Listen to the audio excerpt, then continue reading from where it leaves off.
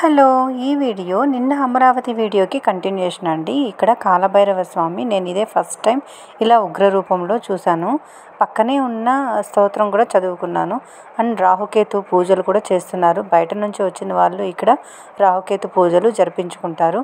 And ఈ కట్టడాలు అతి పురాతనమైనవి, నాకు మంచిగా అనిపించింది. సో ఒక క్లిప్ అయితే తీసుకున్నాను గుర్తుగా ఉంటాయనేసి. ఈ అమరావతి పంచారామంలో ఒకటి కదా. సో ఇక్కడ దీపారాధన చేయడానికి శివరాత్రి అప్పుడు ఇలా స్టెప్స్గా కట్టారు. చాలా మంచిగా ఉంటుంది. అండ్ ఇక్కడ వస్తే పంచముఖ సుబ్రహ్మణ్య స్వామి సుబ్రహ్మణ్య అష్టకం కూడా పక్కనే ఉన్నది, చదువుకున్నాను.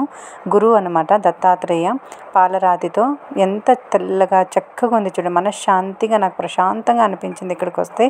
అండ్ నాగవల్లి పువ్వు నేను కాళహస్తిలో చూశాను, తర్వాత ఇదే సెకండ్ టైం అనమాట ఇక్కడ చూస్తున్నాను. 2 మొక్కలు అయితే ఉన్నాయి.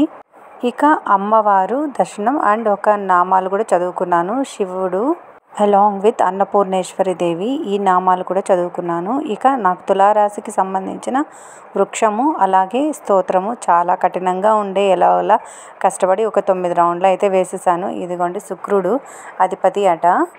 సో ఇక్కడ స్తోత్రం కూడా ఉంది. ఎవరైనా తులారాశి వాళ్ళు ఉన్నట్లయితే చదువుకోవచ్చు.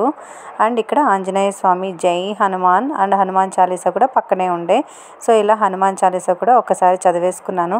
ఆ రోజు నాకు చాలా మంచిగా అనిపించింది. అన్ని స్తోత్రాలు చదువుకోగలిగాను. ఇక్కడ శనేశ్వరుడు అనమాట, అభిషేకాలు చేస్తూ ఉంటారు. అదే అండి, ఒక్క దేవుడు ఉన్నారు లేదు అని లేదు, అన్ని క్షేత్రాలు మనం ఇక్కడే చూడొచ్చు, నమస్కారం అయితే చేసుకోవచ్చు. ఇది నాగవల్లి మొక్క అన్నమాట. పైన చూడండి ఊడల్లాగా ఉన్నాయి కదా, మర్రి చెట్టులాగా, దానికి వస్తాయన్నమాట పువ్వులు. కొమ్మలకి ఆకులు కాదు, మన నార్మల్ చెట్టులాగా కాదు. Thank you for watching. Bye.